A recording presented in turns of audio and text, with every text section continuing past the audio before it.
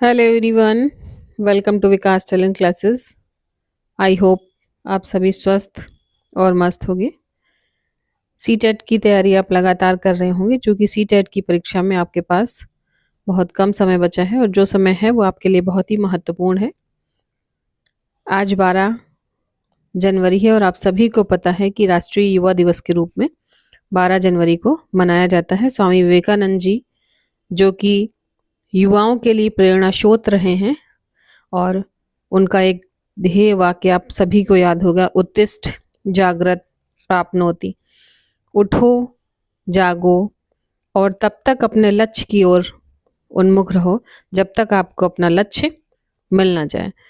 तो इस तरह से हमारे देश के जो युवाओं को प्रेरित करने वाले स्वामी विवेकानंद जी की जयंती पर आज नेशनल यूथ डे जो मनाया जा रहा है, तो आप अपने आप से, चूंकि आप एक यूथ हैं और विवेकानंद जी मानते हैं कि जो यूथ है, युवा ही भविष्य की नींव रखता है। युवा है, युवा के जो कर्मठ कर्तव्य जो होते हैं, उससे हमारे देश का भविष्य बदला जा सकता है। तो आज आप भी अपने लिए एक संकल्प लें, जब तक सीटेट नहीं होगा तब तक आपको उठना है, जागना है, सोना नहीं है, समय वेस्ट नहीं करना है।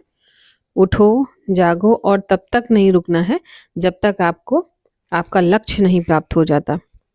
ठीक है, तो इसी क्रम में थोड़ा से ऊर्जावान तरीके से आज आपकी क्लास को लेते हुए, और मैं आशा करती हूँ कि आप सभी जो है इस क्लास को जब देखेंगे तो उसके बाद थोड़ा सा मोटिवेशन आपको जरूर आएगा। वो स्वतः आना चाहिए, वो ज़्यादा बेहतर होता है। आप लोगों की पेडागोजी की क्लासेस, जो मैथ्स पेडागोजी थी, उसकी मैंने 4 से 5 क्लासेस दे दी हैं आपको। उसमें पूरी पेडागोजी है, उसके बाहर एक भी प्रश्न नहीं आएगा। एक सीरीज मैंने दी थी, उसमें कुछ क्वेश्चन को भी कराया था। और उसी क्रम में ये संस्कृत का जो पेडागोजी है, और संस्कृत कुछ बच्चों का, ताकि संस्कृत में कोई इश्यूज आ रहे हैं, तो मैंने संस्कृत का एक जो क्लासेस हैं वो आपको 1-2 दिन में पूरी हो जाएगी ये। और इसके बाद संस्कृत के जो प्रश्न हैं उनको भी कराए जाएंगे, जिससे कि आप संस्कृत में कुछ नहीं तो 25 आराम से नंबर ला सकते हैं, क्योंकि संस्कृत जो है रिलेटेड होता है हमारे हिंदी से। जो पेडागोजी का सेक्शन होता है उसमें थोड़ी चीज़ें समझने वाली होती हैं, वह मैं आपको समझाते हुए चल रही हूँ इस क्लास में। तो चलिए शुरू करते हैं आपका संस्कृत शिक्षण। संस्कृत विधया क्या होता है? संस्कृत शब्द की उत्पत्ति आप सभी को पता है कैसे हुई है। संस्कृत शब्द की उत्पत्ति आप सभी को पता है कैसे हुई होगी, और कई बार आपने पढ़ा भी होगा। कहाँ से हमारे संस्कृत शब्द आया है? सम प्लस क्री धातु से, और कृत्वा प्रत्यय होता है। ठीक है, तो ये आपको पता होगा। संस्कृत में सम प्लस क्री और कृत्वा। संस्कृत भाषा विश्व की सबसे प्राचीन भाषा है। जो संस्कृत भाषा है ये विश्व की सबसे प्राचीन भाषा है। कैसी भाषा है? सबसे प्राचीन भाषा है।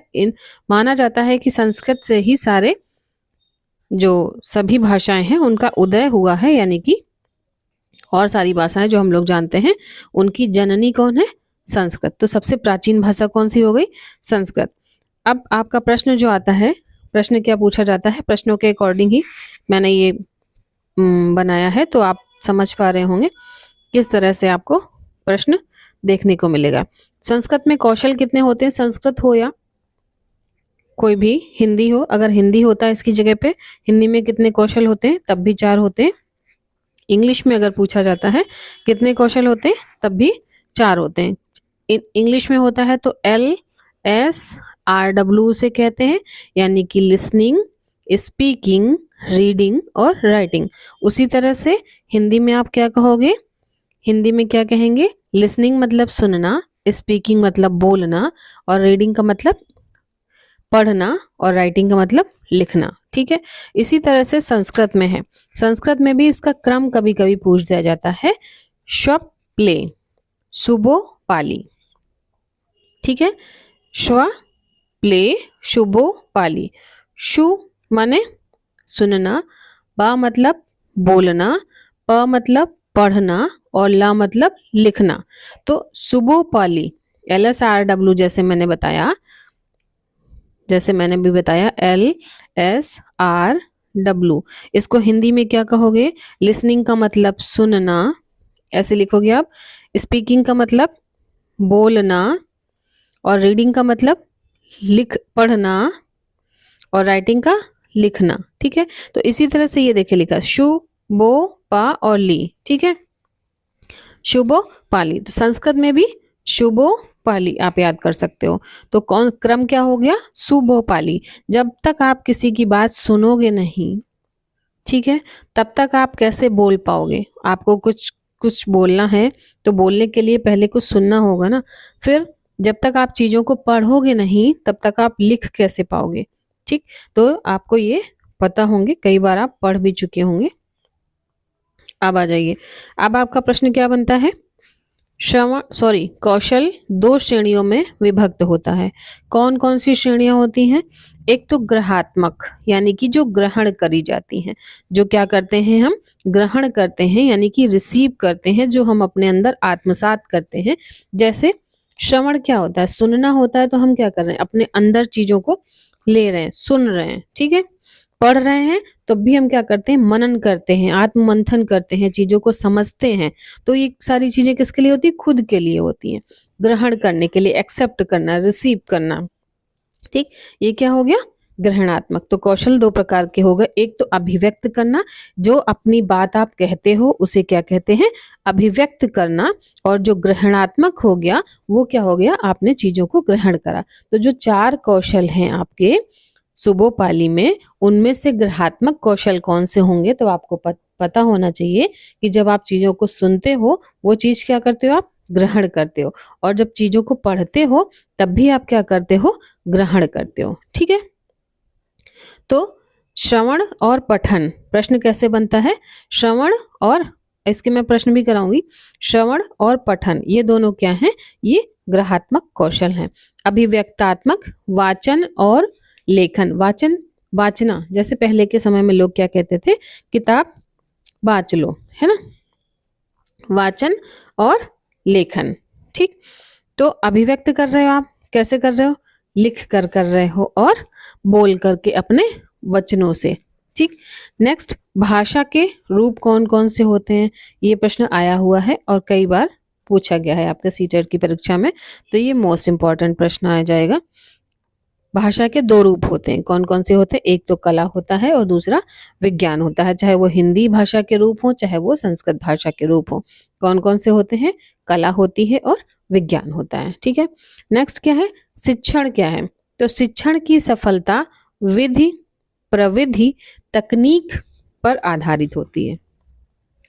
आपने विधि यानी कि मेथड पढ़े होंगे, टेक्निक, प्रविधि पढ़ी होंगी। तो आपने मेथड, विधि और प्रविधि में अंतर आपको पता होगा। अगर नहीं पता है तो मैं शॉर्ट में आपको बता दूं क्या होता है विधि। एग्जाम्पल के तौर पे, जो कोई भी विधि है, विधि कैसे आएगी? जैसे नॉर्मली जो घरों में हमारे होते हैं, क्या होते हैं? फॉर एग्जाम्पल जैसे किचन में आप हो, ठीक है, तो किचन में आप क्या करते हो? आपको रोटियां बनानी है, तो रोटी बनाने के लिए आप क्या करते हो? जो कुकिंग, कोई भी आपको डिश बनानी है, उसका क्या करते हैं? पहले आप आटा गूंदना, सपोज आटा गूंदना है, तो आटा गूंदने के लिए क्या करोगे आप? पहले आटा लेंगे, उसको चालेंगे, उसके बाद में उसमें पानी डालेंगे, धीरे धीरे उसको मैश करेंगे, या ऐसे हाथों से मिलाएंगे उसको। उसके बाद में फिर उसको गोल करके रख देते हैं, फिर आप क्या करते हो? रोटी बनाते हो। ये क्या हो गई? ये क्या हो गई? विधि, जो आप अपने घरों में करते आ रहे हो। लेकिन इसी में हम आज जोड़ देते हैं प्रविधि। तो है तो विधि, लेकिन आगे हमने क्या जोड़ दिया? प्रविधि, यानी कि ये क्या बन गया? टेक्निक। अब आटा गूंदने वाली मशीन आ गई, आपने उसमें आटा डाल दिया, उसमें पानी डाल दिया, और आटा ऑटोमेटिक तैयार हो गया। रोटी वाली मेकर भी मशीन आ गई, तो वो रोटी बनकर तैयार हो गई। तो वो क्या हो गई? प्रविधि। तो विधि जो एक पूरा प्रोसेस के थ्रू जैसे काम अभी चल रहा है लगातार, और प्रविधि में क्या जुड़ जाता है? प्रविधि में नई टेक्निक जुड़ जाती है। ठीक है, हमको मेथड है सेम, उसी तरह से हमको उसमें टेक्नोलॉजी ऐड करके पढ़ा देनी है, तो वो क्या हो गई? प्रविधि। ठीक है, क्लास को ज़्यादा नहीं लेते हैं, ये सारी चीज़ें बहुत ज़रूरी हैं, आप कई बार पढ़ के भी आए होगे। नेक्स्ट देखते हैं, आगे क्या है?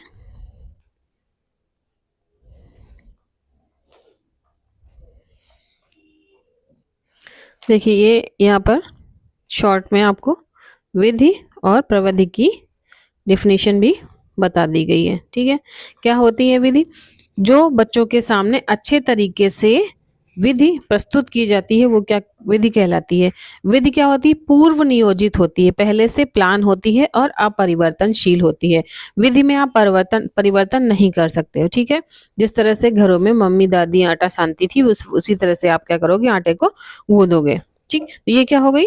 पूर्व नियोजित है और अपरिवर्तनशील है, इसमें कोई भी परिवर्तन आप नहीं कर सकते हो। इसी के एग्जाम्पल हैं आपके कौन कौन से? जैसे प्रत्यक्ष विधि। आप क्या करते हो? प्रत्यक्ष का मतलब इन फ्रंट, जो देखते हो आप डायरेक्ट। ठीक, तो जो आपने देखा वो उसी को कॉपी कर लेना है, तो ये क्या कहलाती है? प्रत्यक्ष विधि। हर्बर्ट पंचप्रदी प्रणाली भी किस विधि पर आधारित है? ये भी विधि पर आधारित है, यानी कि मेथड के पर ये काम करती है। जो हर्बर्टीय पंच प्रणाली, ये सब पढ़े होंगे आपने। हर्बर्टीय पंच प्रणाली ये भी किसका उदाहरण है? विधि का उदाहरण है। प्रत्यक्ष विधि भी किसका उदाहरण है? विधि का उदाहरण है। और पाठ्य पुस्तक विधि ये भी विधि का ही उदाहरण है। तो अगर इसमें से कुछ ना समझ में आ रहा है तो आप मैसेज कर दीजिएगा, मैं अलग से एक्सप्लेन कर दूंगी, वरना क्लास बहुत बड़ा हो जाएगा। ठीक है, नेक्स्ट आपका प्रविधि क्या होता है? इसमें कठिन निवारण को स्पष्ट करने के लिए विषय वस्तु के छात्रों के सम्मुख प्रस्तुत किया जाता है और ये पूर्व नियोजित एवं परिवर्तनशील होती है। इसमें हम परिवर्तन कर सकते हैं हम। ठीक है, तो इसमें कौन कौन सी आती है? जैसे चित्र है, प्रविधि है, प्रतिकृति, किसी की भी आकृति या कठिन निवारण। इसको शिक्षण युक्ति भी कहते हैं। जो प्रविधि होती है, ये प्रश्न आया हुआ है, ये प्रश्न आया हुआ है आपका कि प्रविधि को और हम क्या कह सकते हैं? तो प्रविधि को हम शिक्षण युक्ति भी कहते हैं। क्या कहते हैं? शिक्षण युक्ति। ठीक है, प्रविधि हो या फिर शिक्षण युक्ति। नेक्स्ट, तो शिक्षण प्रविधि हो गई, उसको क्या कहते हैं? शिक्षण युक्ति भी कहते हैं। ठीक है, तकनीकी क्या होता है? यानी कि टेक्निक, तकनीकी, टेक्नोलॉजी या टेक्निक। शिक्षण में इसके स्थान कहाँ होता है? कक्षा यानी कि क्लास के अंदर होता है। अनेक टीचर जो होते हैं सभी का पढ़ाने का तरीका अलग अलग होता है। टेक्निक छात्र के स्तर जो है उसके अनुसार होना चाहिए। जैसे अभी मैं आपसे कम्युनिकेट कर पा रही हूँ, जो हमारे और आपके बीच में कम्युनिकेशन हो रहा है, ये किस लिए हो रहा है? क्या हो रहा है? ये पठन और पाठन की प्रक्रिया है। क्या है ये पठन और पाठन यानी कि पढ़ने और पढ़ाने की विधि है। क्या है? पढ़ने और पढ़ाने की, ये क्या हो रहा है? पढ़ने और पढ़ाने की विधि है या पठन और पाठन प्रक्रिया है, आप कह सकते हो। तो जो पठन और पाठन की प्रक्रिया है ये क्या कहोगे आप? ये विधि है। जो कि आप जब क्लास में भी अभी तक आप पढ़ते थे, जब अपने स्कूल जाकर के आप पढ़ते थे, तब भी टीचर क्या करता था? टीचर आपको पढ़ाता था और आप क्या करते थे? पढ़ते थे। तो पढ़ना और पढ़ने और पढ़ाने की जो विधि है, पठन पाठन की प्रक्रिया, वो क्या है? विधि है। लेकिन आज आप पढ़ रहे हो, मैं पढ़ा रही हूँ आपको, आप अपने घर में मोबाइल देख करके उसको सुन रहे हो, उसकी वॉच देख रहे हो उसको, जो ये क्या है? और हम भी अपने घर में, आप घर से अपने क्लास ले रहे हैं, तो ये क्या कर रहे हैं? ये विधि तो है। विधि के साथ में हमने क्या जोड़ दिया? प्रविधि जोड़ दी, टेक्निक जोड़ दी। अब कैसे पढ़ रहे हो? किसके थ्रू पढ़ रहे हो? आप अपने मोबाइल के थ्रू पढ़ रहे हो। ठीक है, तो अब हमारा मीडिएटर कौन हो गया? हमारे बीच में कौन आ गया? टेक्निक आ गई, मोबाइल आ गया। ठीक, तो ये क्या हो गई? टेक्निक। आई होप आपको समझ में आया होगा। तो तकनीकी छात्र का जो स्तर के अनुसार होना चाहिए। ठीक, नेक्स्ट आ जाइए। इसमें कई सारे महत्वपूर्ण प्रश्न आते हैं आपके। सूक्ष्म शिक्षण क्या होता है? तो सूक्ष्म शिक्षण से कई बार प्रश्न बना हुआ है। माइक्रो टीचिंग आपको क्या होती है? माइक्रो टीचिंग का सर्किल आपको पता होना चाहिए क्या आता है। 36 मिनट का होता है, अभी मैं सब बता रही हूँ। तो माइक्रो टीचिंग के जो प्रवर्तक होते हैं, प्रवर्तक वो कौन है? WDW एलिन। पहला प्रश्न आपका यही बन जाता है कि सूक्ष्म शिक्षण के प्रवर्तक कौन है? तो WDW एलिन। इन्होंने 1963 में अमेरिका में तथा 1970 में DD तिवारी ने भारत में सूक्ष्म शिक्षण को शुरू किया, लागू किया। ठीक है, अगर सबसे पहला पूछा जाए तो अमेरिका में किसने किया? TWL ने।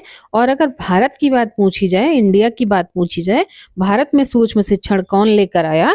तो DD तिवारी। आपको ND तिवारी का केस याद होगा, ND तिवारी जो थे, तो ND तिवारी की जगह आप केवल DD तिवारी याद रख लीजिएगा। ठीक है, DD तिवारी।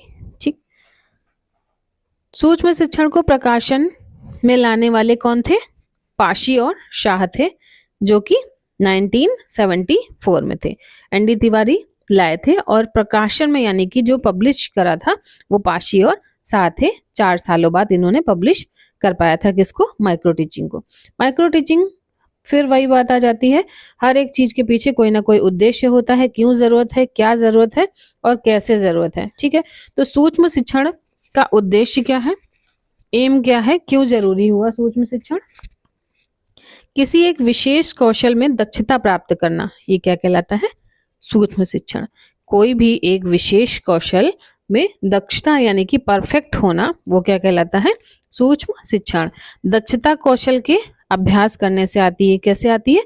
दक्षता जो आती है, जो परफेक्टनेस आती है, आपको कैसे आ रही है? आप कैसे परफेक्ट हो रहे हो? आप सीटेट के एग्जाम देने जा रहे हैं तो आप कैसे परफेक्ट होंगे? जब कई बार उन प्रश्नों को बार बार रिपीट करेंगे, क्वेश्चन करेंगे, आप उसके आंसर्स करेंगे, तो फिर आप क्या हो जाएंगे? परफेक्ट हो जाएंगे। ठीक है, तो माइक्रो टीचिंग जो है, माइक्रो टीचिंग का एम क्या हो गया? किसी विशेष कौशल में परफेक्ट यानी कि दक्ष होना।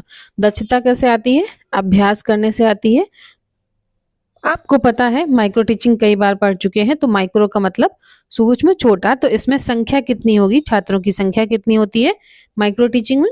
10 से 15 छात्र होते हैं। और टाइम कितना होते हैं? 6 से 10 मिनट का। ये पूरा सर्किल होता है, मैं आपको दिखा रही हूँ। तो सर्किल में कितना? 36 मिनट होता है। इसमें 6 स्टेप होते हैं, हर एक स्टेप 6 मिनट का होता है। ठीक है, पाठ्य वस्तु या पाठ्य विषय क्या होता है? पाठ्यांश, यानी कि जो पाठ का ही अंश होता है वही आपको पढ़ाया जाता है। उसी पाठ में से एक सेक्शन या भाग ले लिया जाता है, उसको आपको पढ़ाया जाता है। और आप सभी ने माइक्रो टीचिंग की होगी।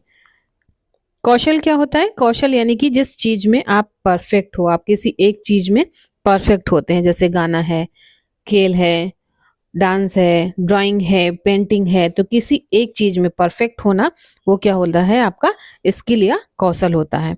इसमें माइक्रो टीचिंग करते समय आप क्या करते हो?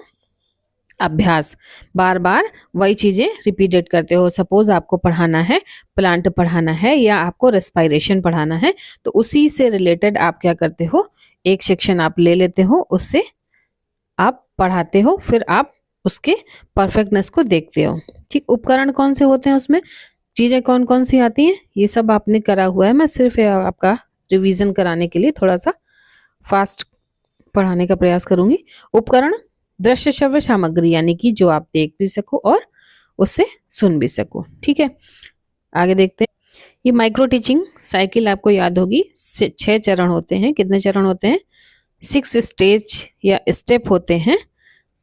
ये टोटल कितना होता है? 36 मिनट का होता है, जिसमें कि आपको 6 स्टेप होते हैं। ईच मतलब कि प्रत्येक स्टेप में आपको 6 मिनट का समय लगता है। तो आप टोटल कितना होता है? 36 मिनट का माइक्रो टीचिंग का एक साइकिल होता है। प्रश्न आपसे आता है माइक्रो टीचिंग का साइकिल या चक्र कितने मिनट का होता है? तो 36 मिनट का होता है। 6 कौन कौन से स्टेप होते हैं? पहला होता है आपका पाठ योजना, आप सभी ने बनाई होगी, यानी कि लेसन प्लान जिसे कहते हो। दूसरा होता है शिक्षण, जब आपने लेसन प्लान बना लिया है तो आप क्या करोगे? बच्चे को शिक्षण दोगे, यानी कि बच्चे को पढ़ाएंगे। ठीक है, तीसरा आपका क्या होता है? फीडबैक, प्रतिपुष्टि जिसे कहते हो, या पुनर्बलन। आपको पता चला कि कुछ बच्चों को समझ में आया, कुछ बच्चों को नहीं आया, तो फिर आप क्या करते हो? दोबारा से अपनी जो आपने पाठ पढ़ाया था उसमें कुछ चीजों को बदलाव करो, जिससे आप बदलाव करते हैं जिससे बच्चे को समझ में आए। तो फिर से आपने लेसन प्लान बनाया, यानी कि पुनः पाठ्य योजना बनाई। और जब पुनः पाठ्य योजना बनाओगे तो आप फिर पुनः यानी कि रीटीचिंग करोगे। रीटीचिंग के बाद में आप फीडबैक लोगे तो रीफीडबैक। ये 6 स्टेप आपको बहुत आसानी से याद होंगे और मुझे ऐसा कंफर्म है कि आपको ये सारी चीज़ें आपको पता हैं, बस एक बार रिवीजन की ज़रूरत है। ये क्लास जो है थोड़ा सा बड़ा हो रहा है, इसका नेक्स्ट और आगे का जो क्लास है उसको मैं नेक्स्ट क्लास में लूँगी। और अगर आपको वीडियो अच्छा लगा हो, अगर आपको संस्कृत को कंटिन्यू करना है, तो जिन्होंने चैनल को सब्सक्राइब नहीं किया है वो चैनल को ज़रूर सब्सक्राइब कर लें। अगर वीडियो अच्छा लगा हो तो लाइक एंड शेयर करें। बहुत बहुत धन्यवाद। इसके नेक्स्ट जो पार्ट होगा वो आपको नेक्स्ट वीडियो में अपलोड किया जाएगा। धन्यवाद।